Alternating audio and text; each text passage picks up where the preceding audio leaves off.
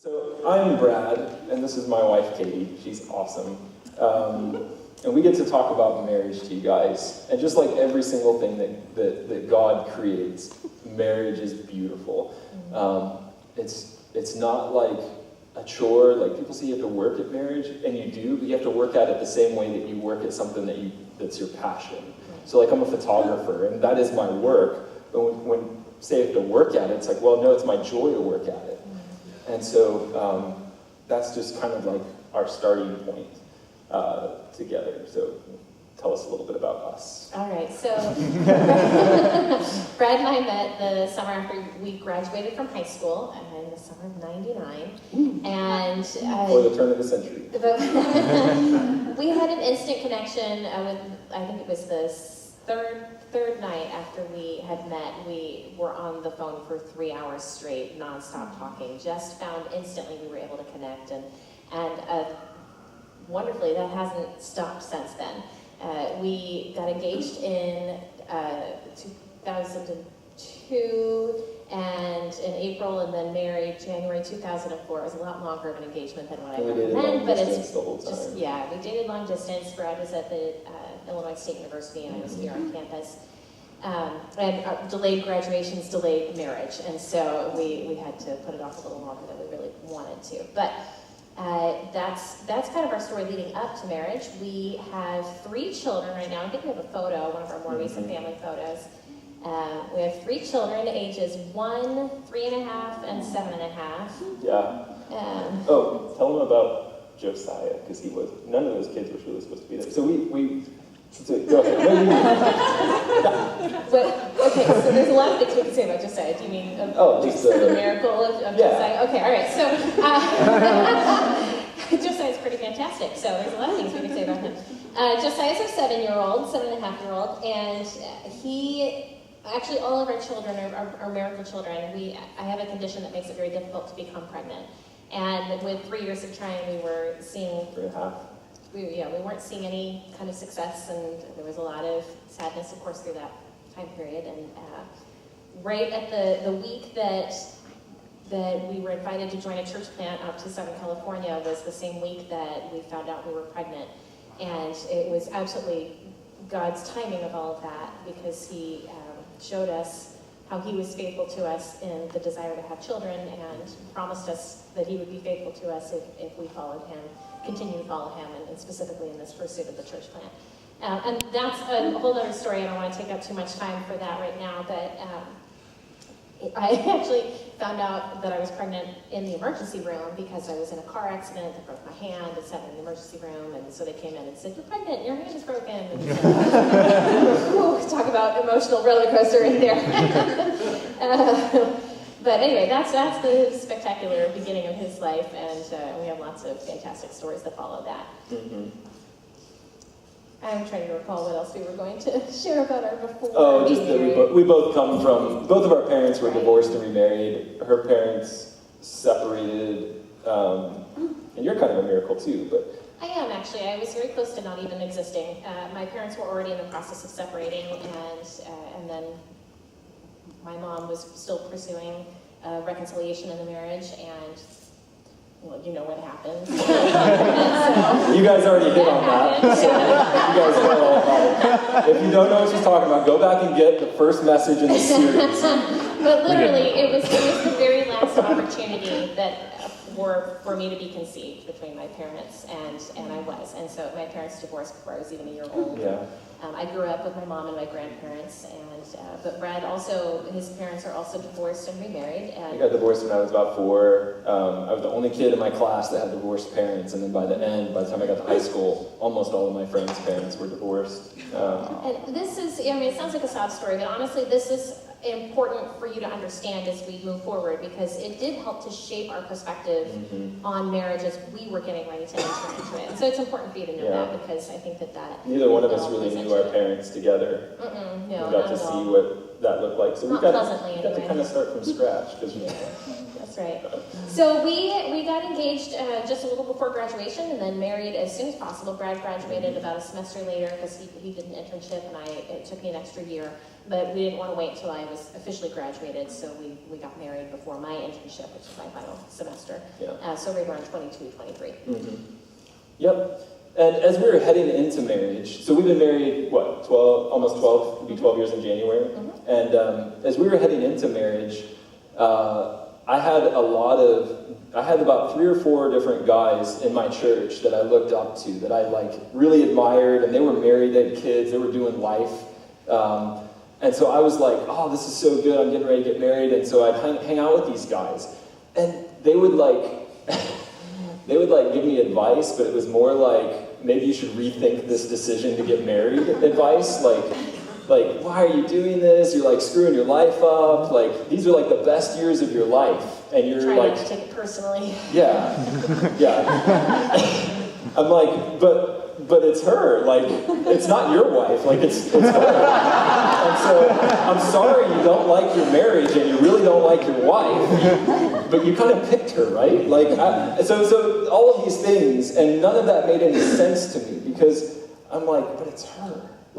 I knew, almost the first couple of days that we hung out for about 2 days straight. We had our first kiss on the second date with each other. So unlike either one of us. We both apologized because we're like, I'm so sorry, that's not me, I don't do this, but it worked out okay. But anyway, I knew, I was either going to be, she was going to be my best friend for the rest of our lives, or I was going to marry this girl. One of those two things were going to happen. I'm so glad it was the one, because I'm not, so glad it was the one. But anyway, we were hearing all this stuff, and then I would be with some other guy, hanging out with guys, and they would be saying, we'd be out to dinner or something, and sometimes in front of their wives, but sometimes, not in front of them, they would kind of bash on them, and, oh, my wife, she's, and she won't let me, and I'm like, gosh, that's just gross, and so we just we learned a lot of things by saying, hey, we don't want to do that. So in that way, they mentored me well by showing me how I shouldn't do this. Yeah. And so we just said, well, let's just do the opposite of what that is, so that we can have an awesome marriage.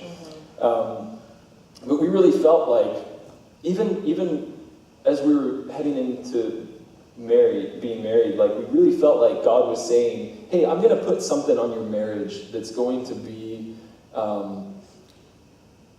don't know, it's just going to be different, and kind of calling us into we want to give good marriage away to people and show them that it's awesome. So we would get together with other married couples, or people who had just gotten married, or people who had been married a long time, and right after we got married, we're I think even on our honeymoon, we're isn't marriage amazing? Isn't it awesome? Isn't it so much fun?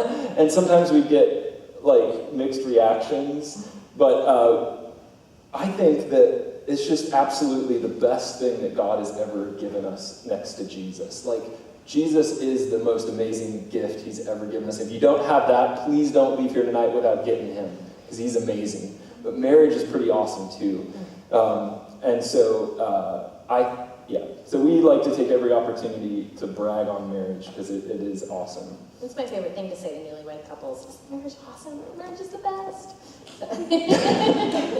And congratulations. Yeah. That's great, you're married good. But isn't it awesome? Yeah. But we really believe together we could, alone we had ideas and we had dreams that we wanted to do, but together we knew we could accomplish more for the kingdom than we could separate. It was a matter of joining our lives together and going, hey, what if we went after this thing together? Mm-hmm. It'd be so much better than if we did it apart. And so, just turn it over. Yeah, stop texting me. So one of my favorite approaches to many areas of life, everything from work to ministry to marriage, it actually comes from an African proverb that says, if you want to go fast, go alone. If you want to go far, go together. And I'm really a big fan of teamwork and team effort, and I know that a lot of times it means you have to put a little bit of extra in, because you might be occasionally having to turn behind you to the person who needs some help coming up, get caught up to where you are. But it's so much the effort is so worth it because you do go further. You think about, being able to carry one another through the hard times and stopping to provide moral support or whatever it takes depending on the circumstances. And I just strongly believe in that for marriage as well, that you go further when you go together. Yeah. Now, just having a marriage certificate doesn't mean that you're going together, to be clear. The ceremony doesn't mean that you're going together. That's a choice. You're choosing to live your life that way, to conduct your marriage in that way. Yeah. But if you do, then I think you're that much closer to getting it right. Yeah, and I can really relate to the going fast, because I'm a go fast kind of person. I don't know if we have any other go fast people in here, or you want to be, I like the go fast people, where like, man, if God speaks, I'm dropping every single thing and I'm just going. Peace out, I liked you guys as friends, but I'm heading out. I'm a go fast person. And I knew that there was no way that I was going to, okay, so who's familiar with 1 Corinthians 7, the whole chapter? It's essentially Paul going, do not get married. That's essentially the sum of what he's saying here. It's like, marriage is not that great. If you were really a whole person, like, you wouldn't need to get married. And then at the end, he kind of goes, well, he kind of like backsteps a little bit, and he goes, well, actually, you know what, it's really good to just be single, but it's really good to get married, but it's better to not get married. And so, I read that, and I'm like, I could have been I'm gonna go, but I know me, and I wouldn't have made it. I wouldn't have gone in that church, like, I wouldn't have been in California if it wasn't for her, because, man, in the time, like, I really wrestled with depression, and so, like, these times when I would just get down on myself, and I would just be, there's no way I would have been going out and doing anything fast, than sitting in a puddle of my own tears. But she comes along, and she picks me up, and we go together. And it's when one of us is down, the other one's there. And it's just such an amazing gift to have her in my life. Well, and then vice versa, he challenges me. So I've gone further in ministry because of him, where I would probably tend more towards comfortable. Like, okay, well, I've kind of figured out what I'm going to do, and I'm just going to keep doing that. And I'll grow in that, but I'm just going to keep doing that. And to move across the country after the birth of our very first child and be far, far, far, far, far away from anybody we knew and all of our family, I don't think I would have done that if I hadn't had the partnership that we have, if I hadn't had you challenging me to keep pushing after Jesus and what he was calling us into. Yeah. Another thing as we approach marriage, like, one of the things that we knew going in is that, like, divorce, like, that's not a thing that's on the table for us. Like, it's not a word in our vocabulary. It's not a thing that we're ever going to hold over anybody. Like, it's not in our language. I know that no matter what I do, and seriously, no matter what, like, so let your mind race with no matter what. I know that divorce is never going to be thrown in my face, and vice versa. I'm never ever going to raise that over her head as a threat. That's never going to be a thing. Yeah. And so knowing that's off the table is huge in a relationship. So as you're moving towards marriage, man, that has to be in your thinking. And it's not to say that if divorce is in your past, like, that there's not grace for that. But this whole message is not a let's look back but hey, let's look forward and see what God's calling us into. So that was something that was never on the table for us. And then our approach to kids was a little different than what most as what you we can saw. tell now, we've had success in the struggle with fertility and have 3 children now. And we knew that we had witnessed some people, when they have children, they tend to certain trends, like, the mom haircut, the mom jeans, just women for example. Which are coming back, by the way. Are they? Yeah, they're coming mom back. jeans are back. Yeah. I don't know if I'll be able to embrace that particular style, but that's all right. And so another trend that we witnessed is just people kind of putting their life on hold for a while, where they no longer pursue the things that either they're passionate about or that they're interested in, and it's just kind of like, well, let's just maintain, because it gets hard, guys. You're really tired all the time when you have children, and particularly through certain ages, it makes it that much harder. And so okay, it's time to get up and get going, and now I'm going to do my job, and I'm going to be a parent. and I'm going to go do something that I'm passionate about and that I'm called into that might actually be separate from the thing that I'm paid to do. That can be exhausting. And so I understand why people tend to say, okay, well, now we have kids, so for these years of our lives, we're just going to kind of put these other things on hold. And we're going to become the people who have children. So that's where our life will be. And we've chosen to homeschool. That's a whole other conversation that I can certainly explain to you why we have. But flexibility was one of the reasons. Yeah. We wanted to be able to get up and go wherever God was calling us to go. And we are kind of nomadic by nature, and so we like to move around. And what have we been in? 9 homes in the 12 years that we've been married. 9 different homes in 12 years of marriage. If that's not a representation of our nomadic nature. So anyway, what we wanted to do instead was to invite our children into our life of calling. Yeah. So instead of letting our children dictate how we were going to respond to Jesus' call in our life, we wanted to invite them to come and be a part of it. So if God was going to call us to move across the country with a 2.5-month-old, right after we found out he was, then we were going to bring him with us. And I promise you that being a part of that church plant from such a young age has a lot to do with why he is the incredible kid he is right now. Yeah, that's true. And so, and why he is so in tune with hearing the Father's voice. And why he is so sensitive to how the Spirit is moving on other people. I guarantee you, it's because we said yes to God at such a pivotal moment in our lives and in his life. So we wanted to do that. We wanted to invite our children into what God's calling us to. I will tell you, it's starting to feel a little tougher to keep going, but it's something we're determined to do. And so whatever the circumstances, we're going to adjust our lives in order to follow Jesus, because that's obviously our number one priority. Yeah, and we get to train him up in our calling, and then someday we want him to know how to hear the voice of God and model what it is to step out into the things that God's called him into, and the rest of them.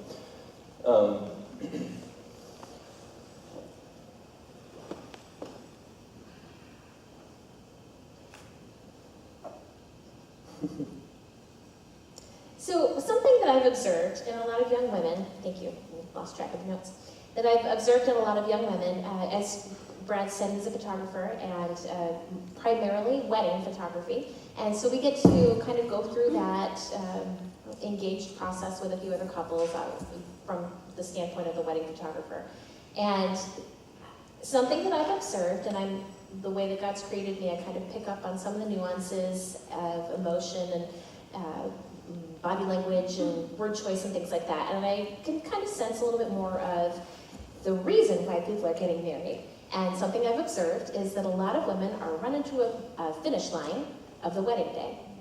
So I'm going to find the guy, I'm going to get him to propose, we're going to plan this fantastic, exciting wedding day, and then get married, and then, phew, great, now it's coasting. Everything else from here on out, it's just, whatever it is, I found my guy. And I just am so concerned for them in that pursuit, because that you're basically writing off the rest of your life. I mean, for the women who get married in their 20s, that how much more of your life do you have left on this earth to live? I mean, potentially another 60 to 80 years, depending on what you're granted. And how on earth could you just kind of coast from there? And I see it instead as being the starting line. If you are getting married, then your wedding day should be your starting line, not your finish line. But that's when things really pick up. That's when you really get, because you have someone you get to link arms with. And again, if you're going together, you're going further. You're going to get to go further, and you're going to accomplish more. I mean, when you hit the bumps in the road, you have someone to help pick you up. When you have to get up that hill and it's really hard, you have someone there to motivate you and to cheer you on. It's not going to be easier just because you found someone. In a lot of ways, it's more challenging, but it's also so much more rewarding, and you get to go a lot further. So I just caution young women to having that approach. It's almost like college is, yes, you've got a degree, but I'm really up there to find a guy, and that's just a dangerous way to look for it. Yeah, and I think a lot of people, when they approach marriage, is like, oh, this is going to be the day that's going to change my life. Like somehow in our relationship, the next step is marriage. And so, man, when we're moving towards this day, and then they get to this day, and sometimes put all this money into it, and it's a big, huge party. We've got to make it as memorable as possible, because this is the day that's going to change my life. And then they get through the day and they're exhausted by the end of the day, and they realize, wait, nothing changed. we're still in the relationship. It's still pretty much the same. We just live in the same house now, and we brush our teeth together. And there's not like this, like, there's nothing magic about that day if you're not building towards the marriage. And marriage isn't just the next step in your relationship. The way that God has designed marriage is that marriage is a sign to the world of what the love of God is like. And if you look throughout Scripture, I think this is evident over and over and over again, that marriage becomes a picture, and God uses marriage as a picture to the world of what his relationship is like with his people. So you look in the garden, in Genesis 2:24, and he says, "A man shall leave his father and mother and hold fast to his wife, and the two will become one flesh." And then it says, "And the man and the wife were both naked and were not ashamed." That the picture in the garden, the original picture is equals, joined together as one flesh, that were completely uncovered, had nothing to hide from one another, and were not ashamed. That was their initial picture, and that was the initial picture of man and God. Like, there's no shame. Like, nothing is hidden from God. We have intimacy. Like, that's the definition of intimacy. There's nothing hidden. And then you look, and then of course, like, the fall happens, and then you see it changes, and God says he's going to, because you have done this, and then he says to the woman, "I will surely multiply your pain in childbearing, and in pain you shall bring forth children." And then it says, "And your desire shall be for your husband, but he will rule over you." And all of a sudden, the nature of the relationship of God and man shifts, and the picture to the world shifts. And it's no longer intimacy with God. Now it's you're going to desire God, but now there's going to be a sense of ruling over, and that husbands now will be ruling over their wives. And if you look at the course of history through the Old Testament, that attitude took a toll on marriages all throughout the Old Testament, to the point that they were, even say, like, basically all you had to do to leave your wife was just write her a pink slip and hand it to her. I mean, it was in there. Like, they begged Moses, "Hey, we want to have a way to get rid of our wives." And essentially all you had to do was write a certificate of divorce and hand it to her. It's just pink slipping your wife. For whatever reason, you just had to come up with a reason. And then you look at in Hosea. This is a prophet, and this is really interesting. So God says, "Hey, Hosea, you're going to be my prophet to Israel." And then he says, the very first assignment that I have for you is this. "When the Lord first spoke through Hosea, the Lord said to Hosea, 'Go take yourself a wife of whoredom and have children of whoredom.'" And then, just to make it a third, "For the land commits great whoredom, forsaking the Lord." That's the word of the day, apparently. But God basically says, "Here's what I want you to do, Hosea. Your first assignment as a prophet, Israel has abandoned me. They're chasing after other gods. They don't want anything to do with me. And so here's what I want you to do. I want you to go, and I want you to take this woman who's prostituting herself, who wants nothing to do with you. I want you to take her, and I want you to love her. I want you to marry her. I want you to have kids with her. And by the way, she's going to leave you for somebody else again, and you're going to have to go, and you're going to have to buy her back and love her once again." And it was God saying, this is a picture of my love for Israel. Though they've abandoned me, I am for them, and I'm coming after them. And then there's even a picture of how God's going to restore it. A few verses later, God says this. He says, "And on that day," talking about the coming of Christ, "I will betroth you to me forever. And I will betroth you to me in righteousness and in justice, in steadfast love and mercy. I will betroth you to me in faithfulness, and you shall know the Lord." You shall have intimacy with the Lord again. And then Jesus comes on the scene. And the Pharisees come around him, and they're trying to trap him, and they say, "Hey, remember that thing where Moses says we just have to issue a certificate of divorce? Like, what do you say about that? Because Moses said it, and Moses is the man, so what do you say about that?" And what he does is he reaches back, because he knows what he's going to do and how he's going to bring people back into relationship and make them righteous again, make them whole again, put them on equal standing again. And he goes, the standard, and he just reaches back, and all he does is quote Genesis 2:24, the original design, and he says, "Therefore a man shall leave his father and mother and hold fast to his wife, and the two will become one flesh." And the man, he doesn't doesn't say that. but he says, and what God has joined together, we hear this at weddings all the time, what God's joined together, what God's made one, man can't undo. Like, man can't unone what God has made one. And he's basically saying, again, I'm going to make marriage a picture to the world of what my relationship is going to be like with my people. And then Paul, Mr. No Marriage, comes on the scene. And in Ephesians 5:22, he says, wives, submit to your husbands.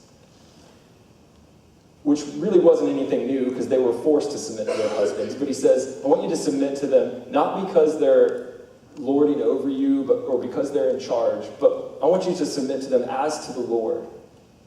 It's a total shift. And then the big thing, when he gets to the guys, and it's so hard for us to hear this because we kind of have a grid for loving, but in this day, this was so extreme what Paul was saying here. He says, husbands, love your wives. Like, that was huge. Like, it's hard for us to take that in, but this was a big deal because, well, no, my wife is just the one who cranks out the kids, and if I don't like what she's doing, I can leave her and I can try another one. He says, no, husbands, love your wives. And not just love your wives, but love your wives the way that Christ loved the church and gave himself up for her. Because marriage is meant to be a picture to the whole world of what the love of God is like for you and for me. We're going to talk about what love looks like. Because there's kind of like, oh my goodness. Hey,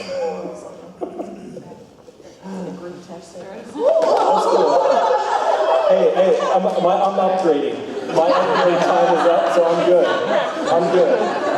No, I'm good. Oh, I'm good. Because there's two kinds of love, right? Like there's this kind of romantic love, this like gushy love, but there's a different kind of love that we're talking about. And my love is going to talk about that. So the romantic love, the concept, that was a good segue, yes. Romantic love, the kind of the heart wants what it wants. It's you fall in love, you fall out of love. Even the phrase love affair, that's secretive, it's not supposed to happen, it's there and it's gone, the summer romance, it's romance, it sounds good, but in the context that it's often used, it's really not what we should be seeking after. In fact, romance comes in two different forms. The word romance comes in two different forms. I really like words, so this was fun to research. Romance as a noun is an idealized sentiment of love, an exciting love affair, meant to be not long-lasting. Romance as a verb, however, is to court, to woo, to chase, to pursue. I would like to suggest that that's the romance that Jesus has with us. That's the biblical love romance right there. That he says, I know you. That's the intimacy, because we know Jesus knows everything about us. Doesn't matter what we do, or what we wear, or who we pretend to be when we're around other people. I know you, and I choose you. So intimacy and significance. I know you, everything, and I choose you, knowing you. Perhaps you can give us a little perspective from the guys, because pursuing is something that guys sure like to do. So, I can give an example of, well, go, you share yours, and then I'll give mine. Are you sure? Yeah. Okay. So as men, like, we're creatures of pursuit. We really like the chase. We like the pursuit. We're the hunters and the gatherers. Yeah. Any guys pursuers in here? Yeah. But for a lot of guys, like, it's the pursuit. Like, it's the hunt, it's the chase. And then for some guys, it's like, once you get married, then it's like, you're like the dog who caught the car. I don't know what to do with this thing. But it's what leads a lot of men to stray, is because they miss that pursuit. They want to pursue again. Yeah. And where the disconnect is that you continue to pursue. Just because you're married, just because you got the car, doesn't mean that you aren't still pursuing. Yeah. So an example of how Brad continues to romance me and pursue me is in the way that we celebrate anniversaries. This last anniversary, he created videos on the iPad for me to watch. So with every stage of it, there was a new video that brought us back to some memory of either dating in our engaged time or since we've been married, leading me to tears in several moments because it's, you get emotional and sentimental and it's just so lovely. And drove me around town to all these different significant places of our time together. And culminated with a really awesome dessert because he knows I like sweets. But we even went to the place we had our first date and had dinner there, and he showed me that he's still pursuing me. He's still pursuing me through that kind of verb of romance. Yeah. But romance in a biblical setting, because obviously there's romance in marriage, but romance looks like communicating to your loved one, I know you. I know you, and I choose you again. That's where, the pursuit, the way that Jesus pursues us. I mean, he's got us, right? For most, Jesus has me, and he doesn't stop pursuing me with everything he has. And over again, his pursuit of me says, Brad, I know you, and I choose you. I have intimacy with you, and you have significance to me, and that's what it looks like to romance in that kind of a setting. There's a. We're gonna have to pick up our pace, I think. Okay. You. Follow the Spirit. Which means throw the timing out the window. I think that's what that means. But biblical love is a choice. It's an act of your will. It's a I'm staying no matter what. It's a I choose you and divorce is off the table. And it's the way that Christ went to the cross, and he says, with joy I go to the cross because I know what I'm getting. And staying in this place of walking through stuff that's hard, because I know at the end it's all worth it. And the times that we go through that have been really hard, it's easy to get lost in the fog of difficulty. But when you stay together with someone who you know has your back and is not going anywhere, it makes it so much easier to get through that thing, get to the other side, and see the great reward that we have and how it's built our character and strengthened our marriage. In doing that. When it talks about the great mystery of marriage, it's that two become one flesh. And it says this is a mystery. Well, what's cool is that Jesus comes on the scene and he reveals all mystery to us. And nothing is hidden anymore. So anything where it says this is a mystery, Jesus reveals it. So that's cool. So if you're reading through and you go, oh, that says that's a mystery, well then ask Jesus, hey, what does this mean? Because he reveals all mystery. And what I feel like he's revealed in this is that a lot of times in our culture, we think that we're lacking something before we get married. And that she has what I'm lacking. And so if I can get together with her, then together we make one. I mean, that's the typical wisdom, worldly wisdom is that two halves make a whole, right? And so if we're becoming one, it must mean that I'm half and she's half, and we come together and put our halves together and we have one. But the kingdom is so funny because it's never what is conventional, that it's two become one. It's two people become one. And if you notice, in the beginning, it was two becomes one, and then when Jesus comes and restores all things and restores all people to their wholeness, it's two whole people becoming one. And no longer am I lacking anything because I don't have her, but I'm a whole person that can come with another whole person, and together we can move forward as one flesh. So it's not. Are we split? Well, I thought you'd want to have an angle where you could still see. Oh, no, I'm good. Okay. So So if she's coming as a broken person who needs me, and I'm coming as a broken person who needs her, neither one of us is whole. We're like, this marriage, this is going to fix all of our deal. So if she's, okay.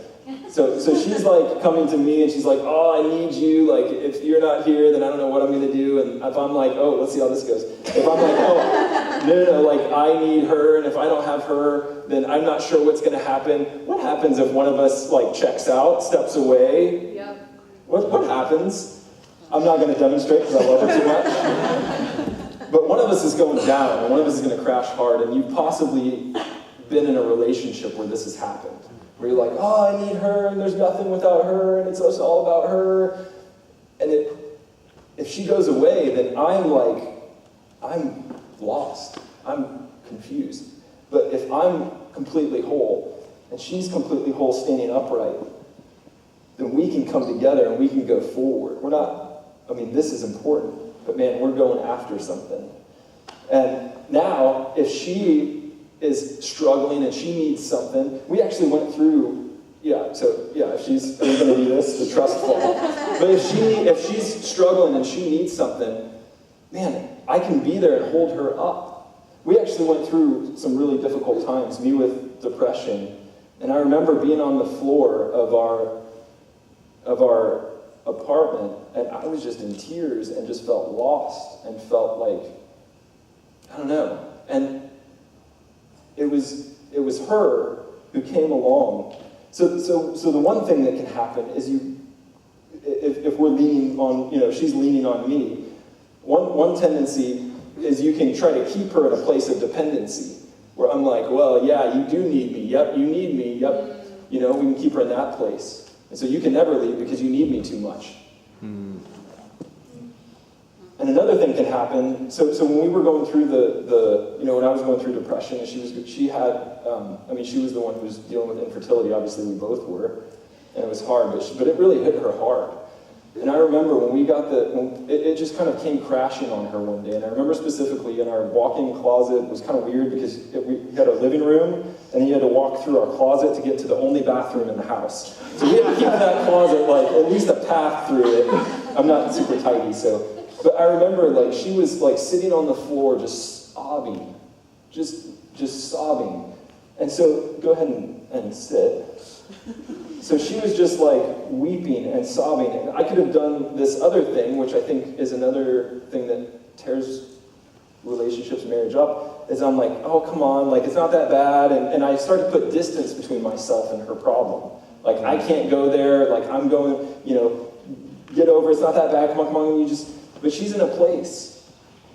And what love looks like is it looks like I'm coming down here with you because we're one. Yeah. And I'm sitting here and I'm going to cry with you a little bit.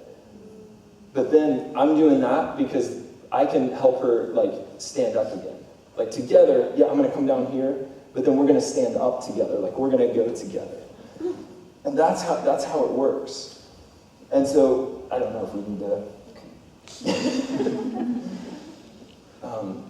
But I'm not trying to reinforce any dependency on her. What I'm trying to do is I'm trying to help her back up to see who she really is in Christ so that she can be dependent on him once again.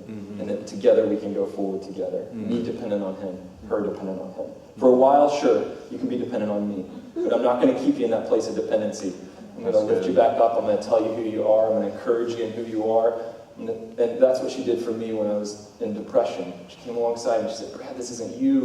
Remember the things that God has spoken over your life. She lifts me back up and we go together. Marriage means you're no longer looking out for yourself, of course. It means you're looking, it's not what can I get from you, but rather what can I give to you. Yeah. And until we become parents or spouses, even in friendships, we still kind of can maintain a certain level of selfishness. I'm gonna go home and go to bed now because I'm tired and we've had fun and now I'm gonna leave. But when you're at home and the person that you're married to needs you, and you need to come beside them to lift them up, you can't just say, well, sorry, I'm not going to go to bed now because I'm not going to bed. It's not about what you can do for me. It's what can I do for you. Yeah.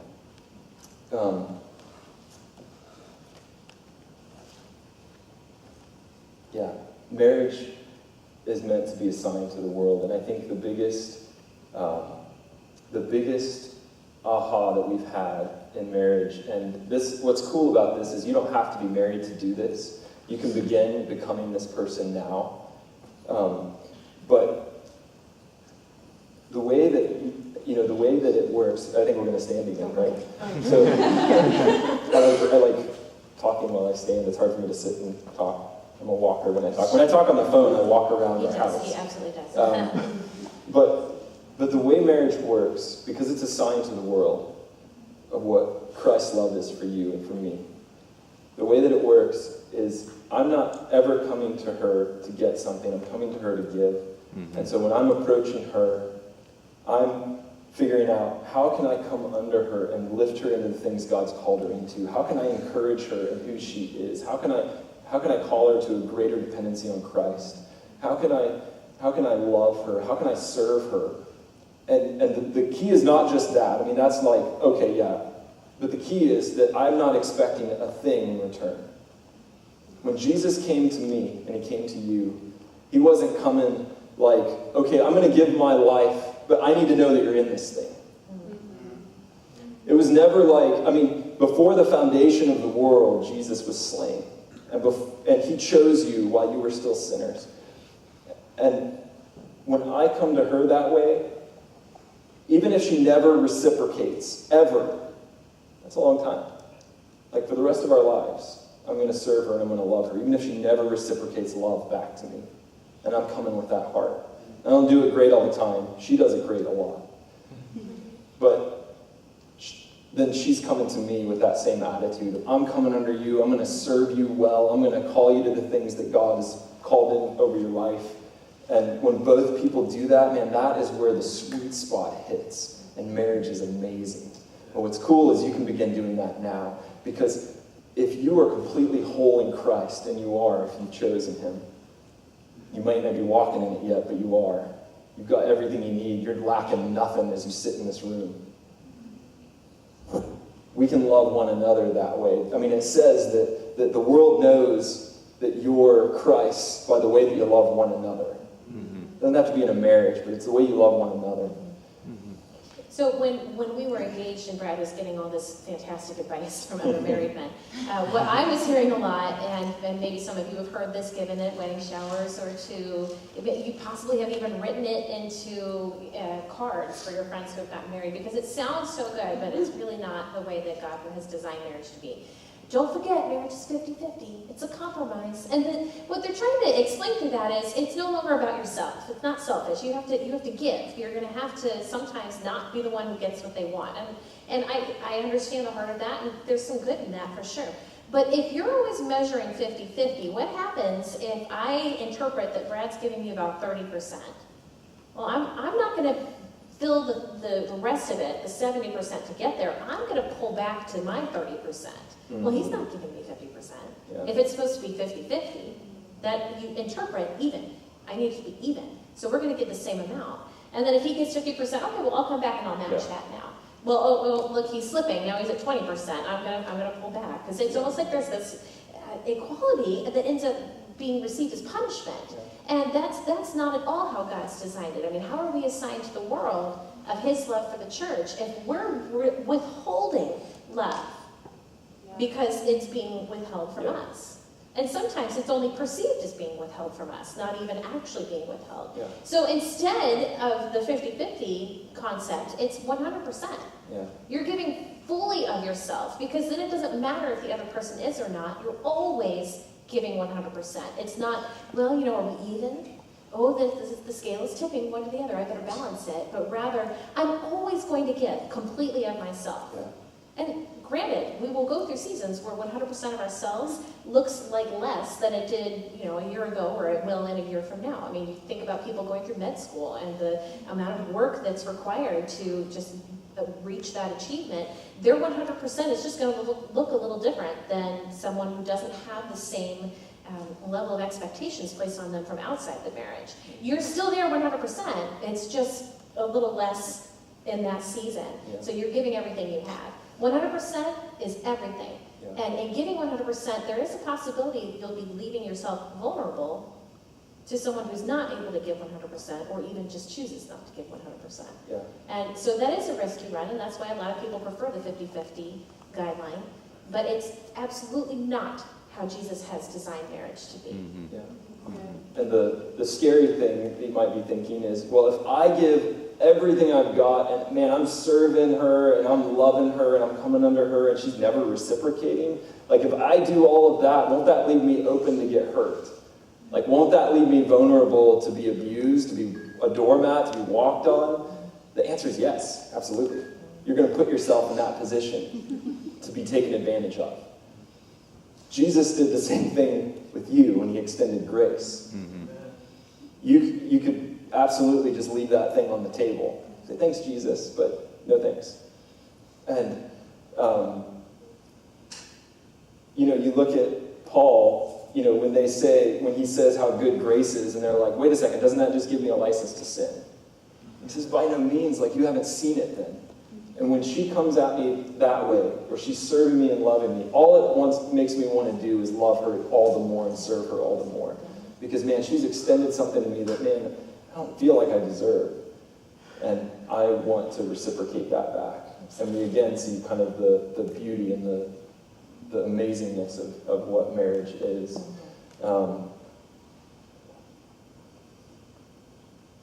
The other cool thing is that you can't have anything hidden between you and your spouse. Like, we have couples do this when they're in premarital counseling all the time, as we say, man, put all of your baggage on the table and put it all out there.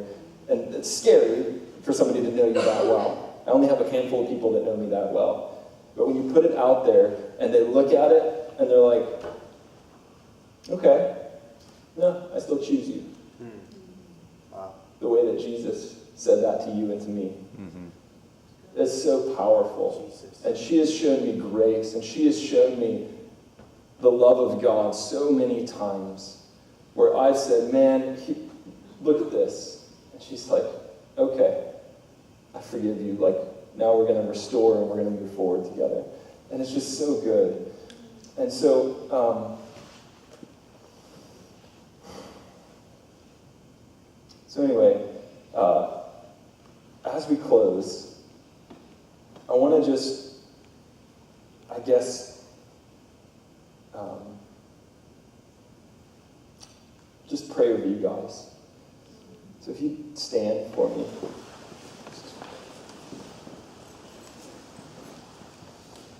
You just kind of put your hands like on your heart.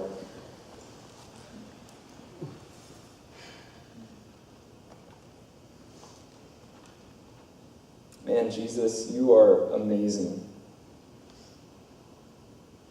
The way that you love us is ridiculous. And God, I just pray that you would awaken the wholeness in the life in people. That they would know that you looked square at them and you saw every single thing about them. All the junk, all the garbage, all the stuff we think, that you looked at us and you said, I choose you.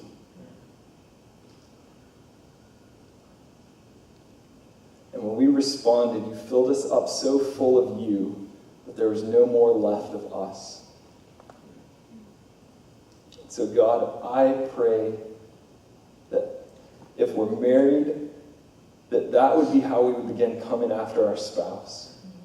I don't need a thing from you, but I choose you. And I'm here to love and serve you and call you to God's best for your life. And I'm not expecting anything from you because I don't need anything from you because I have it all in Christ. And I pray for those of us who are single, that we would begin to show love to other people that way. That I'm not coming at you with, I need something from you. I have something for you. And it's the love of God for you. And that we would begin becoming people that one day we hope somebody like that would step in and go, I choose you too. So Jesus, we love you. We worship you today. Amen.